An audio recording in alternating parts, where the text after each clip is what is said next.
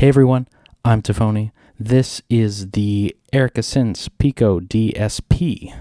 The quick disclaimer, anti-disclaimer, I purchased the Erica Synths Pico DSP used off a local seller. I'm not affiliated with Erica Synths in any way. This is just my own ramblings, and I'll give my thoughts on the whole series once again. Sorry if this is the fifth time you've heard it. But yeah, I think... pull it up here. So my quick thoughts on the Pico platform as a whole. While 3HP is an odd size, that can be somewhat annoying. As long as you have an even amount of Picos or another odd size panel in the same roll, it's always going to line up in the end. With that being said, it's amazing how much you can fit into 3HP, never mind two of them. You have two full, in my case, one full synth voice and one full drum voice, and 6HP. That is crazy compact. And to compare them with their most probably similar manufacturer in the 2HP company, 2HP modules, I think these are a lot more sturdy, a lot less fragile, a lot more functionality, and the panels are a lot less cramped. I mean, being that they're 50% wider, they are definitely worth the extra space in your rack. So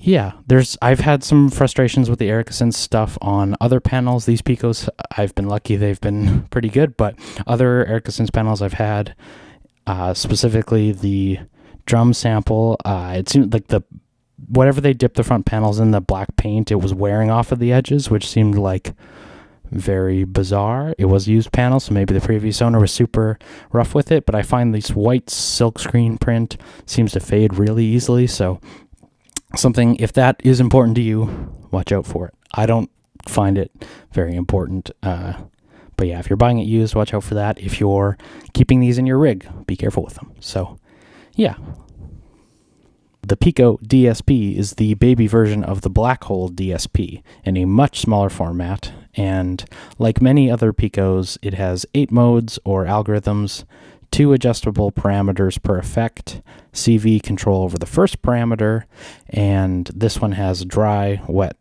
control knob. It sounds like this.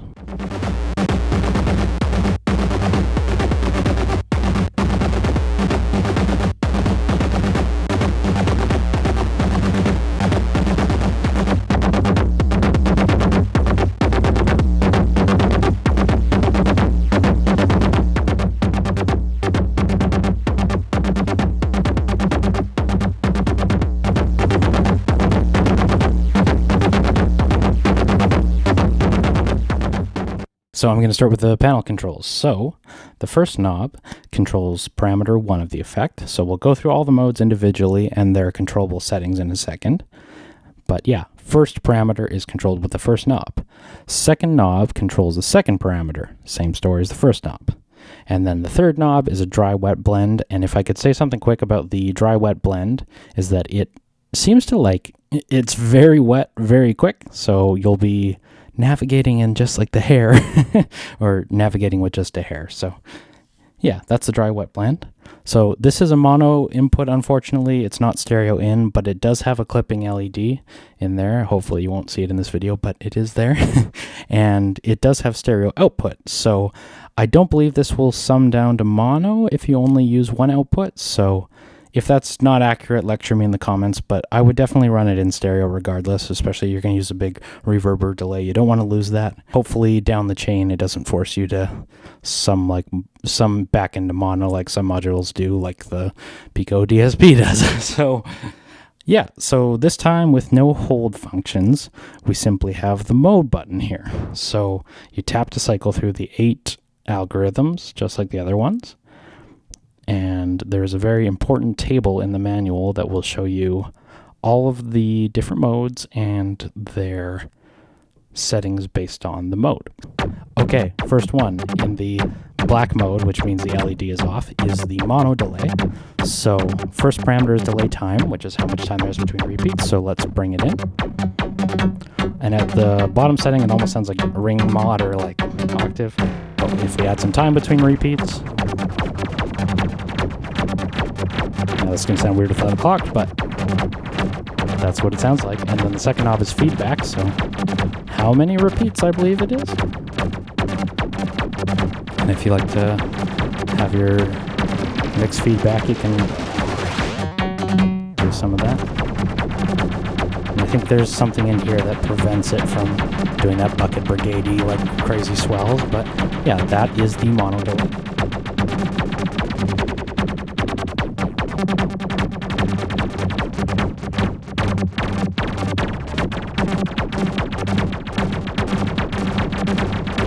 Not setting a clock, so it's not going to be on point, but that is it.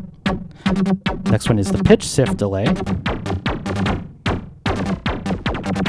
First parameter is pitch, so you want your echoes to be up a lot.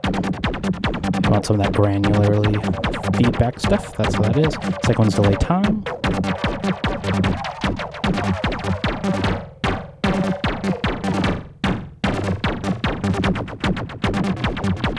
And then the third one is the stereo delay. First knob is delay time. Second one is first one is delay time, second one is the feedback, just like the mono delay.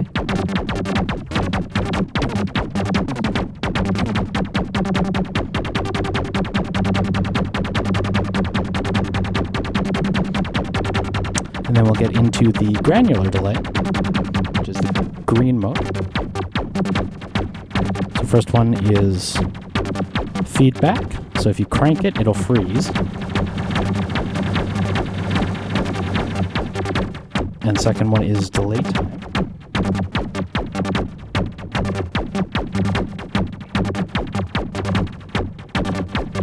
Yeah.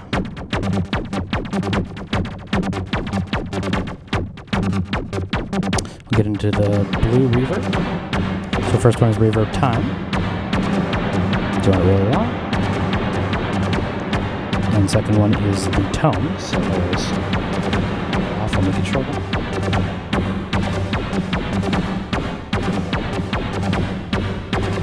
I find even at the shortest time, it's pretty long.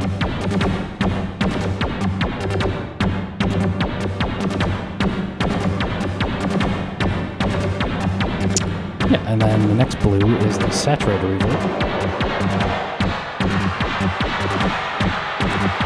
So, confusingly enough, these two are reversed. So the first knob is the tone, and the second one is the time.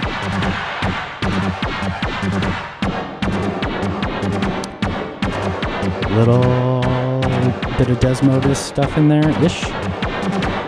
Desmodus from Wish? I don't know. And then this is everyone's favorite, the purple, the Leslie speaker. So we'll crank this one up.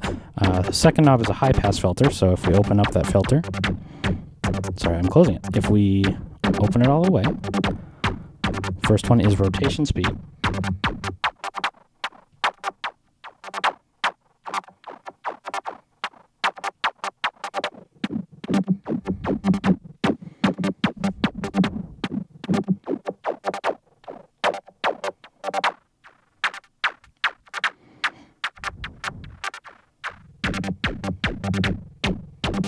Yeah, some cool sweeping, some Leslie-in. Last one is the overdrive bit crush. So first knob is overdrive. How much overdrive? This one actually sounds really nice. And then the second one is the bit crush. So we just do overdrive. Just do bit crush. Bit crush. If we just do bit crush.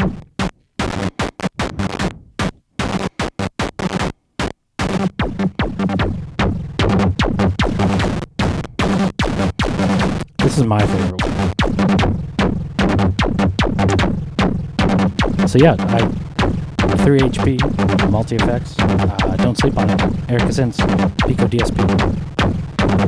I'm Tafony, thank you again, take care, talk to you soon.